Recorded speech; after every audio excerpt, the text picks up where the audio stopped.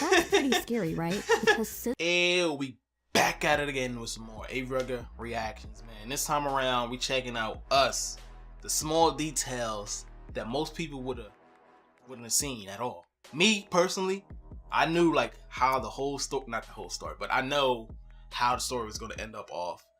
If you haven't watched the movie yet, you probably shouldn't be watching this video. You probably shouldn't be watching that video. But I knew the little mirror scene would have been something that would have concluded the whole movie, because they didn't show the whole thing. He showed it and he cut it off. And he showed it again. He showed it about 4 times in the movie. So that must have been like a real plot point.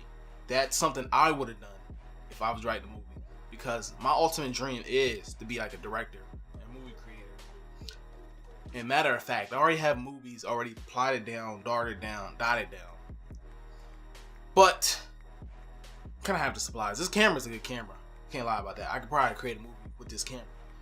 But people in like areas I can film with, I can be creative. I have a sketch channel, and I'm gonna just start doing short films to test the waters out. But yeah, this is ARugga reaction. This is the small details in Us that you might have missed. The video is about to start.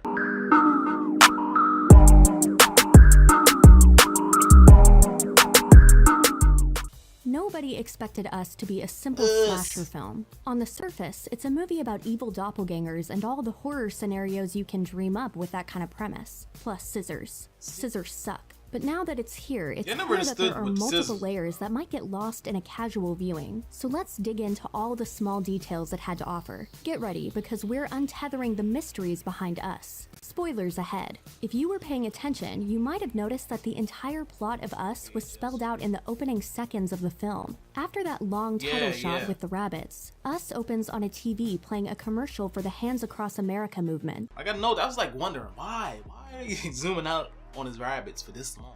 They were zooming out on the rabbits for like a whole minute.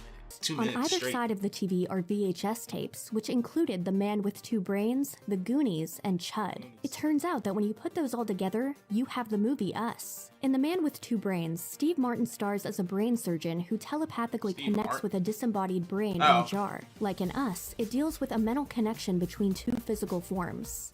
Ladies and gentlemen, I can envision a day when the brains of brilliant men can be kept alive in the bodies of dumb people. In The Goonies, of course, the kids' adventure leads them underground, just like Adelaide when she follows her doppelganger into the tunnels below the surface. One of the lines that Red says in the climax of the film actually comes directly from The Goonies. She says, it's our time up there," which echoes one of Mikey's most famous phrases. Down here, it's our time down here. Finally, Chud, or cannibalistic humanoid underground dwellers, deals with mutants living in the sewers under New York City who begin attacking people on the surface. The parallels there probably don't need much explanation. Makes sense. So what was up with all that hand-holding the Tethers were into? In the climax, Red explained a bit of it, but if you weren't around in the 80s, you might not be familiar with the crazy charity stunt that the Washington Post has lovingly dubbed the most 80s thing to happen in the 80s. The charity stunt was Hands Across America, a 1986 event that tried to raise money for the homeless by having people stand, hand in hand, across the entire United States. The premise was that we're all the same and we're all connected, so why not pay $10 to make a countrywide umbilical with all your peers? Connect. I haven't seen you guys since Hands Across America? That's what we were just saying. We almost made it. Couple breaks in the chain, right? Hands Across America! Peele has explained in interviews that his vision for the script was Think about it. Would that be a thing today? People, I don't know. It's too diverse now. People are like too heavily influenced by that moment, and it definitely shows in Us. One of the earliest scenes in the film is that commercial. After that, the references pop up everywhere. Young Adelaide is wearing a Hands Across America shirt under her Thriller shirt when she's abducted. The evil Red uses the movement to organize her tethered rebellion, and at the end, all the tethered form a similar link across Santa Cruz, maybe even the whole country. Yeah, I noticed this guy. In the original charity event, it was for the homeless. In Us, it's for the weird psychic underground clones. But the message is the same. We won't be forgotten anymore. In keeping with the partial 80s setting of Us, there's one Easter egg that almost definitely slipped past anyone who isn't a die-hard fan of the quintessentially 80s teen vampire flick, The Lost Boys. And let's be honest, that's pretty much everyone, right? Welcome aboard, I don't know, I've never seen it. Both movies use the Santa Cruz Boardwalk as a filming location, but while The Lost Boys changed the town's name, Us was open about the film's setting. So open, in fact, that during the scenes taking place in 1986, it alluded to a real-life event that happened there, the filming of The Lost Boys. While young Adelaide is walking with her parents, her mom tells her dad something along the lines of, they're filming a movie over by the carousel. Peele confirmed in an interview that the line indeed referenced The Lost Boys, and most likely the scene of Kiefer Sutherland on a carousel. The only way to hit that nail harder on the head would have been to have young Adelaide walk past the sexy jazz man. Yeah, they said, why don't you go over there and walk past so we can see if you can get in the movie or not. I remember that part in the movie. What could have been, you definitely noticed the scissors. Those golden implements of stabbiness were everywhere in Us. In hands, in bellies, in that one guy's crotch, in everything. And there's no doubt that scissors are scary horror weapons. They're sharp, they're in practically every home in the world, and they're an integral part of the scariest jump scene ever filmed. That's pretty scary, right? Because scissors are scary. But in the Peeleverse, as usual, there's a dual meaning to those golden scissors. Like the cutout paper people, the shadows as the family walks across the beach for the first time, and the House of Mirrors. The scissors and Us are both separate and the same simultaneously. Peele himself explained it best when talking about the imagery he wanted to create with the scissors, saying, the inherent duality of two equal objects that are connected and an object that's used to sever or cut is very important to the film. No, wait, maybe Tim Heidecker explained it best.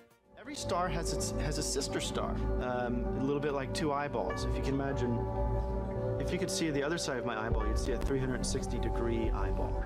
There are a lot of themes running through Us, one of which is the horror-centric idea of creatures from the deep coming up to prey on surface dwellers, and the biggest nod to that came in the form of Jason's Jaws shirt. There's clearly a lot of Jaws influence on Us. Aside from the idea of predators lurking beneath us, the scenes on the beach are also reminiscent of Steven Spielberg's classic shark thriller. Even one of the specific sequences, when Adelaide realizes that Jason is missing and suddenly sees all the innocent beach fun in a series of sharp, staccato, sinister moments, was pieced together a lot like the scene in Jaws in which Chief Brody is on the lookout for a shark before the big attack. In an interview with Rolling Stone, Peele revealed some of the inspiration behind his latest film, and it comes from an understandable place. The Twilight Zone, one of TV's oldest and best benchmarks for horror. In particular, Peele pulled inspiration from a 1960 episode titled Mirror Image. Wanna guess what it's about? Yep, evil doppelgangers. In the episode, a woman at a bus station on a rainy night sees another person who looks exactly like her. As time goes on, she gets more and more agitated about it until she's carted off by the police, at which point it's revealed that she wasn't crazy after all. The other woman was actually a mirror image from another dimension.